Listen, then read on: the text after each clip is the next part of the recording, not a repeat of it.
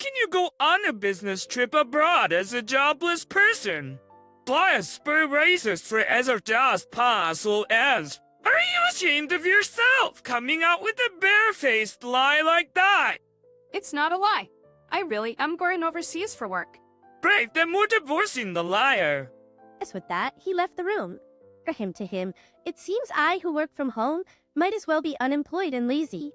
I have a steady income and even contribute to the living expenses. And yet he won't acknowledge that.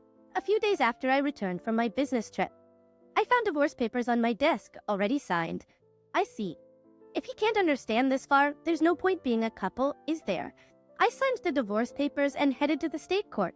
My name is Hannah Robinson, 29 years old. My husband's name is Jake, 30 years old. We started dating in college and got married when I was 25. We were more like best friends than lovers, and we always spoke our minds. It might be a good thing, but sometimes things take an unexpected turn. For me, it happened when I discussed my dream with him. My dream is to run an online imported goods store. The opportunity came during my part-time job at a boutique when I was a student. Having always liked foreign designs, I was attracted to the charm beyond my part-time job. After graduating from college, I aimed to open my own store and became a full-time employee at my part-time job. Even as a full-time employee, I could not give up my dream. I really want to have my own shop, surrounded by my favorite foreign goods. I want to deliver them to my customers. My parents and friends gave me warm words like good luck and you will surely succeed. Jake will definitely understand my dream and support me. So I tried to bring up the topic subtly to Jake when he returned from work. Hey Jake, I've been talking about opening my own shop for a while, right? Just about that. Oh, not this again! It's not going to work if you do it on a whim. You should quit. What makes you say that? It's not a whim. It's something I've been thinking about for a long time. Impossible is impossible. Life isn't as sweet as you think it is. There's no need to be so harsh. Why do you always negate everything from the get-go? I raised my voice without thinking, my thoughts cavalierly dismissed. My husband, Jake, gives me a scornful glance, his voice ice-cold. And then tell me, what's your plan if this venture of yours doesn't take off? Well, I don't expect it to be successful right off the bat. And what about your income until then? Then rent and living expenses we're splitting now. You can tell me how to cover it all, right? No, that's not what I'm thinking at all. I have some savings for the initial investment, and I'll make sure to pay the rent. Oh, really? Then do as you please. If it doesn't work out and you regret it, it's not my problem. Bro, right. Every time I bring up going independent, Jake always becomes irritable. The reason is simple, because my income would become unstable. The import shop I work at is well situated, and we have a wide customer base, so we get many customers. Thanks to that, my income is fairly high, nearly the same as Jake's, who works as an office worker. In fact, it might be a bit higher. That's why I've been covering meals when we go out and paying a little more for the rent. My decrease in income is something Jake simply cannot tolerate. At first, he said things like, "Why rush things? And you should take your time to prepare," in a kind tone. Now, however, he has no qualms about breaking my spirit. Even so, I did not give up on owning my own shop. No matter how much Jake opposed, I prioritized fulfilling my dream. As a result, I overcame his opposition, and at the age of 26, I started an online boutique. In the beginning, as Jake had predicted, it was difficult to get things running smoothly. But over the years, I implemented all sorts of strategies. I utilized the nature of the online shop, outsourcing to well-known e-commerce companies, promoting on social media, and doing all I could. Thanks to these efforts, a year after going independent, I was able to secure a steady income. The math. I expanded the customer base and product range, and now the annual sales have reached $300,000. Because Jake was so against it, I never spoke about the sales. I assumed he wouldn't be interested anyway. Of course, he never asked. Still, he never fails to remind me about the rent and living expenses. I'd always just given him the money he demanded without any fuss and kept any work-related conversations as non-controversial as possible. But then, one day something happened. I received this message in the DMs of my online shop. I'm a regular customer of your shop. I was wondering, in addition to the international knickknacks, could you also sell furniture? Actually, there had been numerous requests for me to add furniture to my offerings. I winked. However, unlike selling knickknacks, selling furniture online can be quite difficult. Furniture tends to be more expensive, and factors such as the material are also important. Even though I'd worked in an import shop before, there are risks involved in sourcing furniture sight unseen and selling it. So, I decided to call my old boss at the import shop to discuss the matter. Hello, is this the manager? I have something I want to discuss with you. As soon as the manager, Maggie recognized it was me, she sounded genuinely excited. Hannah, it's been a while. If there's anything I can do to help, just let me know. Well, I've had some requests to sell furniture in my online shop. Furniture? That sounds like a challenge. Sell? I was thinking of checking out the actual items before selling them. How would you source your items? Ugly. I see what you're saying. I can definitely help with that. Maggie, who had connections with overseas suppliers from before, offered to contact one of them and arrange for them to provide furniture to my online shop. Thanks to my long-standing relationship with Maggie, the overseas supplier was happy to comply. Just with Maggie's suggestion, I decided I would travel abroad to source the furniture. However, I couldn't just go abroad without telling my husband. So that night, I broached the subject with him. Jake, about the week after next, would it be okay if I was away for about a week? A week! Boy, soy!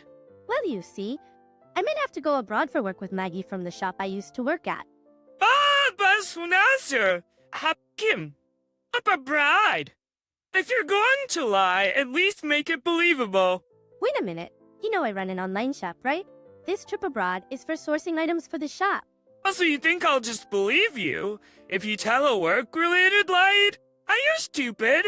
Think what you want, but right now, our sales are decent and our customers are increasing steadily. This time, it was because of a customer's request. You ain't yet persistent.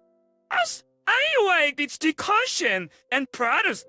I would allow you practically as shut in to leave home for a whole week. First, with a beer in hand, my husband stomped off to the bathroom. A deep sigh unconsciously escaped from my lips. Why can't he try to understand? His reaction is too harsh, just because he doesn't approve of my work. But I can't just go abroad without his permission. I must persuade him at any cost. Although I was hesitant to continue the discussion, I couldn't ignore the issue. The next day, when my husband came back from work, I spoke to him again. Jake, about yesterday's discussion. Luke Cropper's tired. I'm tired. I don't have time to indulge in your lies. Lies? I'm only speaking the truth. I'm an unemployed person going on a business trip abroad. They're quite good at lying. I'm not lying. I really have to go abroad for work. At that moment, as I grabbed his arm to plead with him, he looked down at me as if to mock me. Oh, really? Then, why get divorced? Divorced? What are you saying? You know, she's from... I really can't stand liars, especially pointless people like you who are always trying to show off your success. I spew. I didn't mean. Shut up! In that working opera, are we? It's just want to use a lame excuse to go on a vacation abroad. I bet your boss is a man too, right? It divorce! She was just asking such as park als new title Talabert bishop for furtive perilous or Saying this, he stormed out of the room. At that moment, a furious rage swelled up within me, making my veins pop. Who does he think he is? He looks down on me just because I work from home. He only wants to feel superior. Enough is enough. If he wants it that way, then I'll do as I please. From then on, I stopped seeking his permission for my actions and decided to go on my business trip abroad. 2 weeks later, as scheduled, I headed overseas with Maggie. We went directly to our UK suppliers, where we inspected the furniture and accessories that I would sell in my boutique, taking advantage of being abroad. I spent the last day sightseeing with Maggie and was able to enjoy some fulfilling days. That said, it wasn't all smooth sailing. My phone was filled with a barrage of messages from my husband. Jake. You shouldn't go overseas, did you? Get back here right now. Let's come. I'll forgive you if you return today. Days out time's up. Be getting divorced, you worthless woman! His every message filled me with irritation, but I didn't reply. I knew that any response from me would only escalate the situation. When I return, if he's open to it, we'll talk again. But that decision in my heart.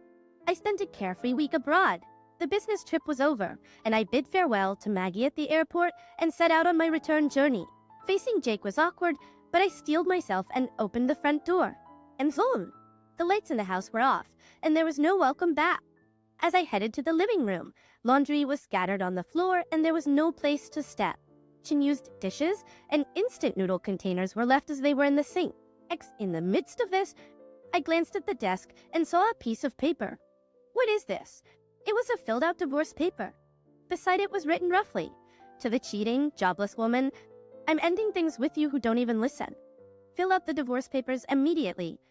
If you want forgiveness, come here at my parents' house. Then I'll reconsider." Just reading the note, I could picture Jake's smug face. He probably thinks that if he wrote this, I'd rush to apologize. Of course, I had no such intentions. I signed the divorce papers that had been left for me and headed straight to the state court. With no problems, the divorce was accepted smoothly. Next, I went to the real estate agent and requested to cancel my current apartment lease. Actually, the place I'm living now is the apartment I lived in when I was single. Jake moved in when we started living together, because it was spacious enough. We had talked about moving to a bigger place once we have kids, but there's no need for that now. After finishing the lease cancellation, I immediately started packing up. The next day, I sent all my belongings back to my parents' house and scheduled Jake's belongings to be delivered to his parents' house. All the while, he continued to send me messages filled with absurd demands. "Stop being stubborn and come apologize now. You have till the end of the week, you hear?" Rich and so on. Of course. I ignored all of them, and after emptying the apartment, I headed back to my parents' home. A week later, my phone had been ringing nonstop since morning. Even though I ignored it, it just wouldn't stop ringing, so I reluctantly decided to answer, but planning for this call to be the last. I pressed the answer button. "Hello." He started shouting at me right off the bat. "What the hell do you think you're doing?" And taken aback by his loud voice, I instinctively pulled my phone away from my ear. I decided to record the conversation just in case, and then I spoke again. "What's the big deal? There's nothing left to talk about." Well, I canceled the lease, so I had to get rid of everything, right? On my own. The apartment was in my name. I can do whatever I want with it, can't I? At this point, I had nothing left to lose. To me, his words had no effect at all. As I responded in a provocative tone, Jake showed his irritation. "Don't mess around. I don't give a damn about the lease. We were married, remember? I lived in that apartment too. You just went and canceled it on your own. The mirror's married? Yes, damn it. Whether you cheated or not, we're still married. Canceling the lease on our apartment without discussing it with your husband. What the hell are you thinking? You think you can just do whatever you want, even though you're unemployed? I'll never forgive you for this." He raged on, showing no consideration for my feelings whatsoever. That rant doesn't even care about me anymore. I decided to let him know the truth. "I'm sorry to burst your bubble while you're getting all fired up about not forgiving me, but we're not married anymore, okay? I submitted the divorce papers you left behind. So we're strangers now. Why should I continue renting a place for a stranger?" "Hold on, you're joking, right? You're basically unemployed. Gertz, you'd be in trouble without me. Don't make me laugh. When did I ever say that?" What? Don't make me laugh. When did I ever say that? Caught off guard, Jake was at a loss for words over the phone. Seizing the opportunity to vent my pent-up frustration, I blurted out, You've really looked down on me all this time. I'm not the unemployed or jobless person you think I am. I didn't cheat on you. I was just traveling abroad for work to cater to my clients. If you can't believe that, that's fine. But just so you know, I'll never forgive you. When this rest Moira. Let's touch your online store. Oh, I'd be. It's not like the sales can just increase like that. I've been working my butt off for the past 3 years. You don't know anything and didn't even try to understand, yet you keep making assumptions. These 3 years. Just so you know, I've been making many times more than you. You've looked down on and belittled me. I don't want a marriage like this. You can live a miserable life on your own for all I care. With that, I hung up the phone, deleted his contact, and cut off all means of communication. It seemed that he finally came to his senses and realized that many people are using my online store. He even heard about my success through mutual friends and once came to my parents' house, but I no longer have any intention of meeting or talking to him. Jake made the effort to visit my parents' house, but he was turned away at the door by my dad. Apparently, his own parents found out about his behavior towards me and kicked him out. Neto. I heard he's renting an apartment near his workplace and just shuffling between home and work alone. As for me, I decided to live with my parents for a while. Thanks to my job, I can work from anywhere, which is a blessing. My parents' house is quite old, so I'm thinking of starting renovations soon. I'm sure my online store will continue to grow without having to worry about anyone else. I'm free to travel abroad whenever I need to. I may have a divorce on my record, but I don't regret prioritizing my dreams. I plan to keep working hard and return the favor to the people who have supported me.